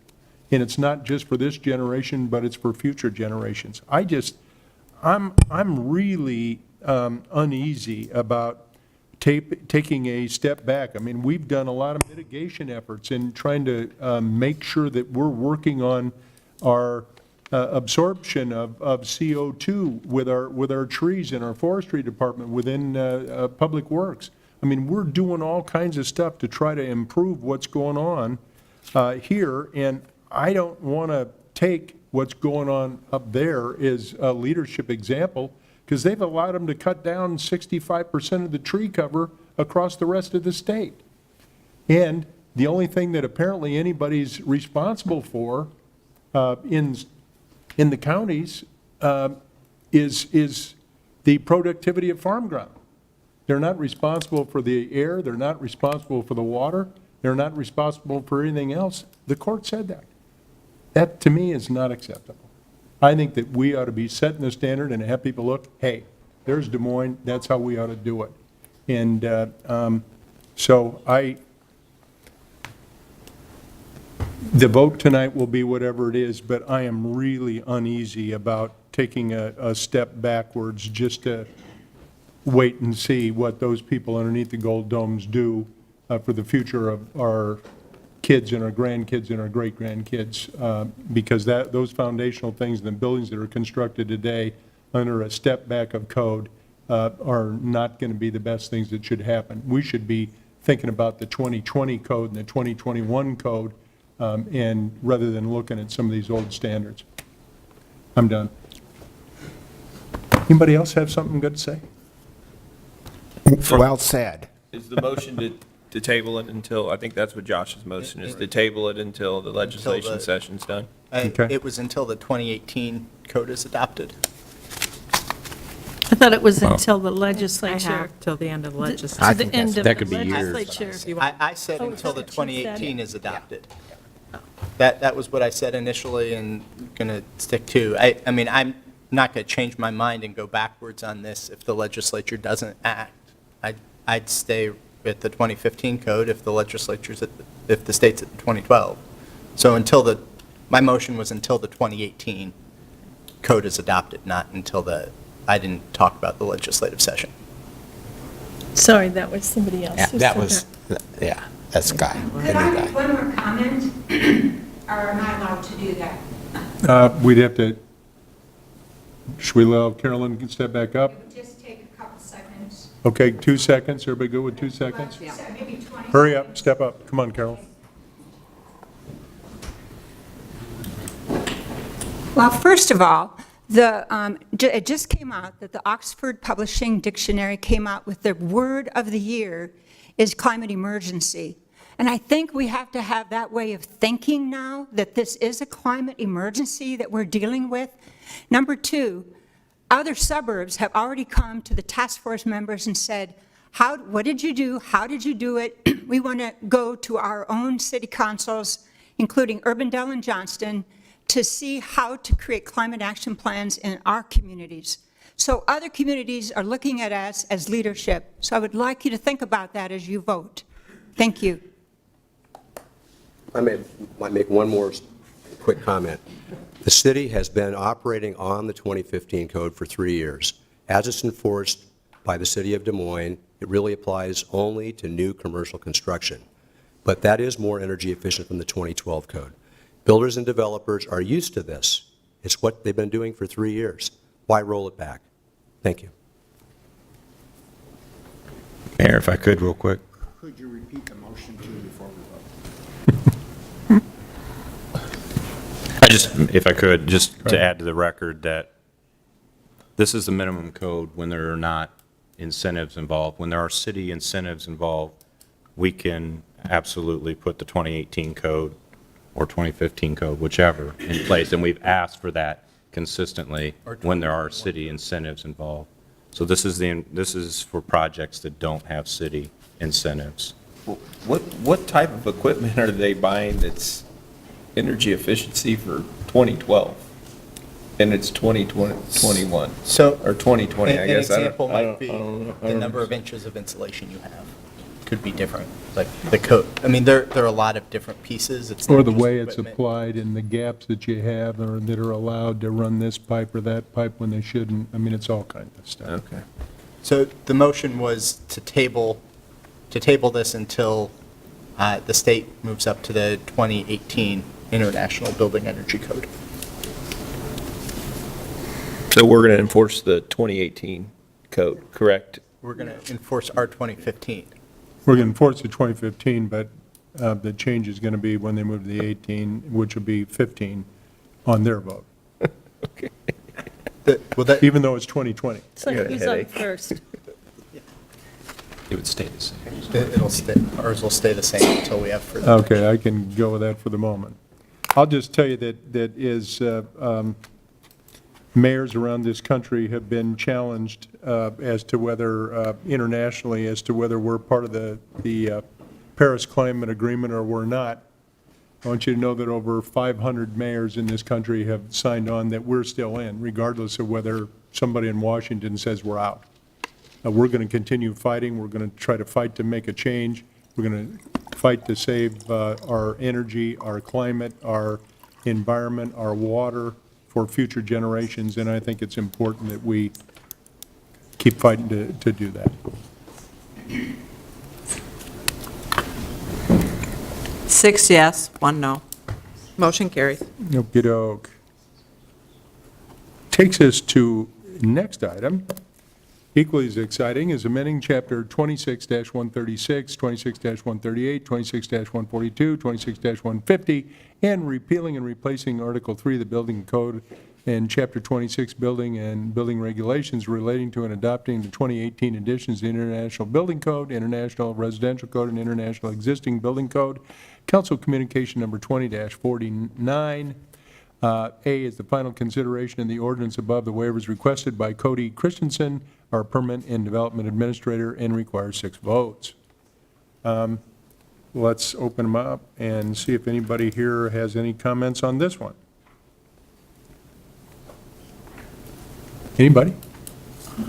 I'll move 41, 41A. We have somebody that wants to make a quick comment over here.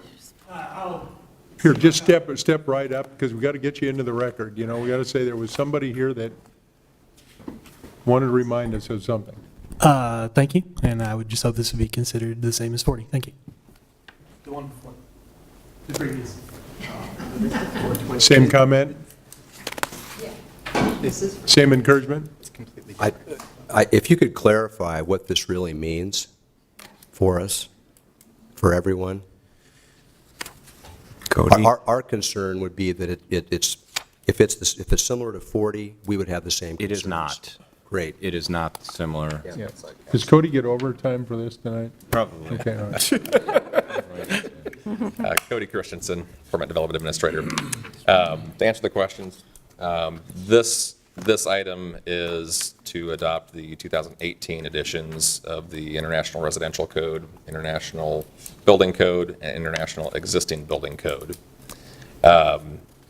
This is essentially the other outcome for the other codes that came through the code consortium process with moving forward with the 2018 editions of those construction standards. Right now, we're on the 2015, moving forward to the 2018 edition. So this is a step in the right direction, is what you're saying? Yes. So it's interesting. We This do not would be have the same 2018, legal but energy goes concerns back. on this one. It's not going back. This one's going forward, right? This one's going forward. No, I'm just saying. The other it's one just was going back. interesting, Correct. The contrast. Taking the high That's why they road, were and here we go. separated. That's Yeah. why. The next additions that we would be considering would be the 2021 editions of these codes. And we appreciate you doing, I know that we've directed you to do the consortium, and we appreciate you doing that, trying to get everyone consistent with building codes and energy codes. So thank you, because I know you've worked really hard on it, so thank you. Yep. And Jonathan London, other staff Yeah, as well. and all the other staff that has. Yep. It's a Thanks for your valuable work. process. I'll move I did, 40, oh, you did already? 41 and 41A. But you can too, Carl, if you want. No, You could second it if you second. 7 yes, motion carries. Item 41 is amending Section 2-5 of the municipal code relating to elections. Anybody here to speak to this item? Anybody? Mr. Mayor, I see none. I brought this up early in January. I appreciate legal getting back to us so quickly. You know, we spent $85,000 on an election that we had basically the same results. And, you know, with the way that it sets up with just a few days in between a holiday, we disenfranchise many, many voters that don't understand it, that don't go vote again. And, you know, I appreciate you doing this. I will move 41I. And I was going to say, as far as explaining that there'll be no more runoffs under this proposal. There'll be Correct. Just one election. Winner take all. Winner take all. Well, and it would run through the next election, is that correct? And then Start it could be 2021. reconsidered after that? After 2021, yes, sir. Yeah. So I'm supportive of making this change. As all of you have heard, I'm also supportive of looking at ranked choice voting in the future. I know we cannot do that under existing state law, but I think it's a worthwhile conversation to have from a preference perspective, and particularly in races where there are a lot of different candidates. So I'll continue looking for ways that we can explore that. And if the folks at the legislature give us that option, I would be happy to introduce that into our process as well. Would it look a little like the Iowa caucuses? Yeah, I think it Let's was hope a not. lot. I'm just asking. Go No, ahead. I just wanted to bring up, too, a young man in our community brought forward some information, and I don't know what the legality as far as setting limits on contributions. Not that this wasn't a very high-dollar campaign, but I think that we need to look at that, too, if there's some type of measure we can put in place that would limit individual donations so that it becomes more equitable for everybody who would like to run. I don't know if that's possible. It was interesting to see the charts he put together. I think the high dollar campaign started with yours, Josh, is where it It's all the started. individual, yes. Well, I wasn't the first campaign to do that, but in recent history, I was. Yeah. And yes, I bear some responsibility for that, and Good work. I will be happy to bring forward a proposal in the coming months to limit campaign contributions in the city. Mayor, if I may. We will be, I appreciate the comments and the positive feedback on how quickly we got this to you. It will be much more slowly getting back to you on the campaign issues. We're working on that currently.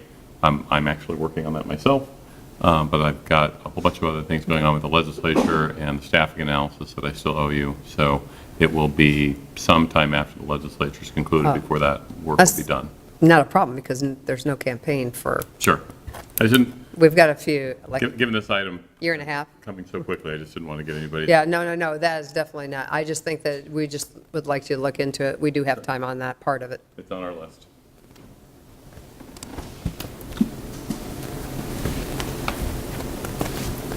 Seven yes, motion carries. It's sort of interesting to note as we think about that looking back into the 90s and also into the 2003 mayoral election, looking at the amount of money that was spent, they spent, some of the candidates, way more than was spent in this election. Yeah. It I was guess it must be the very bigger interesting. race, huh? And then the other question is, how are you going to limit it? Let's say you have an individual that wants to spend out of their own pocket. Are you going to limit how much money they can pull out of their own pocket? And can you do that? I don't know. And maybe we'll ask our legal That's what folks we're going to be to. getting back to you on. Okay. Item 42 is naming of the community room in the Martin Luther King Jr. enclosed shelter as the Odell Jenkins Community Room. Linda? Mr. Jenkins was in the room, but it looks like he left. So I'm surprised. Well, this is Black History Month, and I thought, what a better time that we could dedicate the community room in the enclosed Martin Luther King Jr. shelter to the Odell Jenkins Community Room. I think we all know Mr. Jenkins and how much he's done for our community. He's been around for a long time. He's got the history. He knows what goes on in this city, and he's done so much for our community. And he's been a great advisor to many of us. And I just thought it would be great to name the community room in his honor. So with doing that, and he just learned about it today. I had not told him anything about it. And then I called him today and said, here's what we're doing. And he said, I want to be there. And I said, great. I think we must have just gone on too long, so we'll do something at the shelter for him. I think we're going to try to order a plaque that has his name, and we'll dedicate it, and we'll make sure that we invite everybody. So thank you, Odell, for everything that you've done for our community over the last, 60 years or so? So I just And joined me. he hasn't given up. He's still working at it. He's still working at it. So that, I would make a motion to approve item 42. Good job. And thanks to Odell. I don't think a week goes by he doesn't call one or more of us. 7 yes. Item 43, these are collective bargaining agreements with the following. A is AFSCME, Council 61 and its affiliate Local 3673 for the period of July 1, 2020 through June 30 of 2025, Council Communication number 20-043. B is the Municipal Employees Association, MEA, for the period of July 1, 2020 through June 30 of 2023, Council Communication number 20-044. Is there anybody in the audience who would like to speak to either of these items? Seeing none? Move 43A and B. Jeff, it's okay to do these together. Okay to do these together. He would have said if it wasn't, you know. He would have told me I couldn't do them Sit together. back, relax. It's okay. 43A and B. 7 yes, motion carries. And by the way, I want to thank all of these city employees that, and all city employees actually, for all their work and continued efforts to support the, not only the city and all of our work, but all of our citizens. And it's your work on a day-to-day, 365 days a year, 24 hours a day that people depend on us. And it's your work that keeps this place to being one of the places that is so highly noted across this country, is a great place to live, a great place to play, a great place to have a business. And let's keep it that way so that our kids and grandkids want to live here too. So with that, has this been moved and voted on? We're done? Unless anybody wants to hang out for, I think Scott's bringing pizza and donuts in later, but otherwise, this meeting is adjourned. Thank you all for attending.